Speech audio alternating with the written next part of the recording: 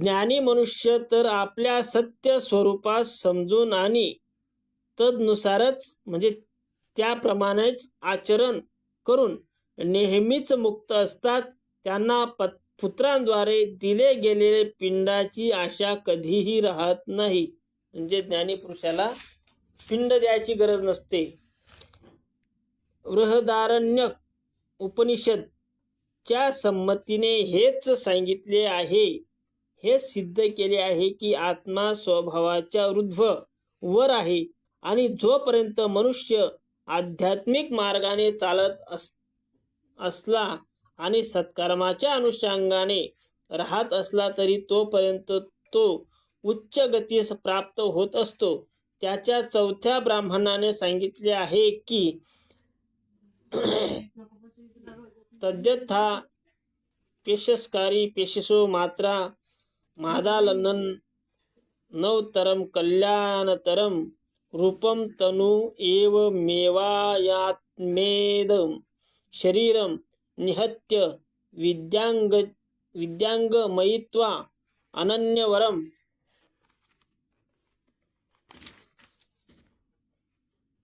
कल्याणतरम रूपम कुरुते पिश्याम वा गंधर्व वा देव वा प्राजापत्यम वा ब्रह्म वा अन्येषाम वा भूतानाम.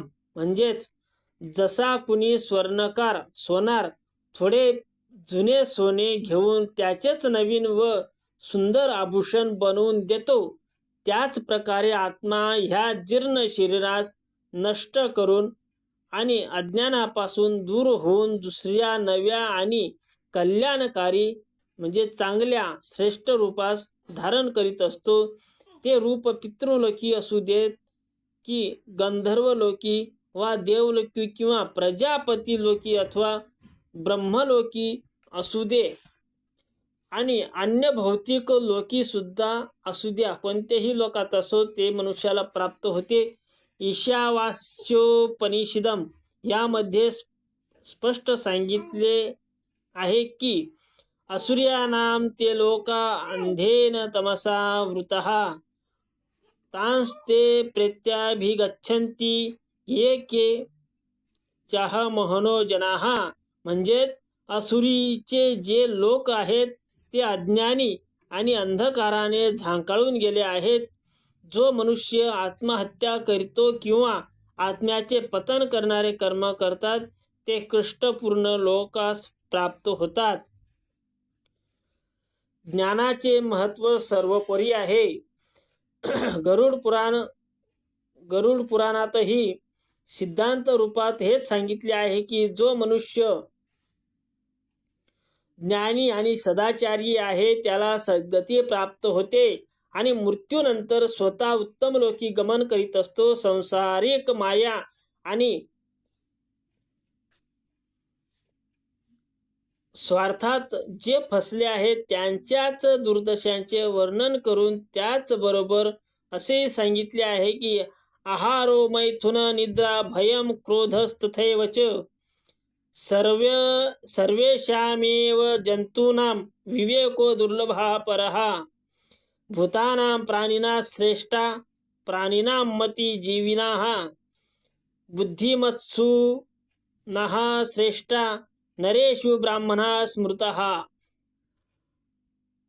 ब्राह्मणेषु च विद्वांसो विद्वत्सु कृतबुद्धयः कृतबुद्धीषु कर्तृषु ब्रह्मवादिनः. म्हणजेच आहार करणे, मैथुन, निद्रा, भय, क्रोध आदी प्रवृत्ती तर सर्व प्राण्यांना पाहावयास मिळतात, परंतु ज्ञानाचे होणे म्हणजेच ज्ञानी म्हणजे दुर्लभ होणे आहे. भौतिक जगतात प्राणी श्रेष्ठ मानले गेले आहेत. प्राण्यांमध्ये बुद्धिमान श्रेष्ठ होय. बुद्धिमानात मनुष्य सगळ्यात श्रेष्ठ मानला गेला आहे. मनुष्यात ब्राह्मण उत्तम होय. ब्राह्मणातही विद्वान प्रशंसेस प्राप्त होतात. विद्वानात सुद्धा कृतबुद्धी म्हणजे व्यावहारिक बुद्धिमान आणि कृतबुद्धी सुद्धा त्याप्रमाणेच आचरण करणारा त्यांच्यातही ब्रह्मवादी श्रेष्ठ मानला गेलेला आहे. म्हणजे जातीनं ब्राह्मण असून चालत नाही. ब्राह्मणात सुद्धा श्रेष्ठ ब्राह्मण कोणता, जो केवळ आणि केवळ त्याचा जीवनाचा एकच ध्यास असतो, तो म्हणजे ज्ञानाची प्राप्ती करणे, तोच ब्राह्मण श्रेष्ठ. नाभस्तु मृद्धपर्यंत मृद्धच्छद्राणी चेष्टवै संतः सुकृतिनौ मर्त्या ऊर्ध्वच्छिद्रेण यान्ति ते अधरछिद्रेण ये यान्ति ते यान्ति विगती नराहा. म्हणजेच मानवी देहात नाभीच्या वर मस्तकापर्यंत जी 8 छिद्रे आहेत, संत पुष्यवान लोकांचा आत्मा ह्याच मार्गाने निघून ऊर्ध्वगतीस प्राप्त करीत असतो. परंतु जे लोक ह्याच्या विपरीत असतात, त्यांचे प्राण नाभीच्या खालच्या छिद्रातून निघत असतात, म्हणून त्यांना निकृष्ट गती प्राप्त होते.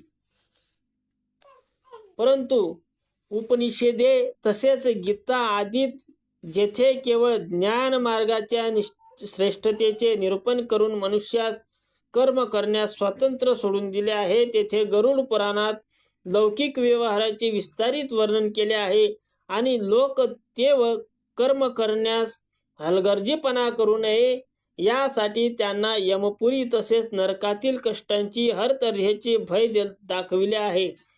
वेद आणि उपनिषदे आदीत मृत्यूनंतर पितृयान आणि देवयान 2 विभिन्न मार्गाची चर्चा केली गेली आहे. आणि आध्यात्मिक वाद्यांनी देखील मृत्यूनंतर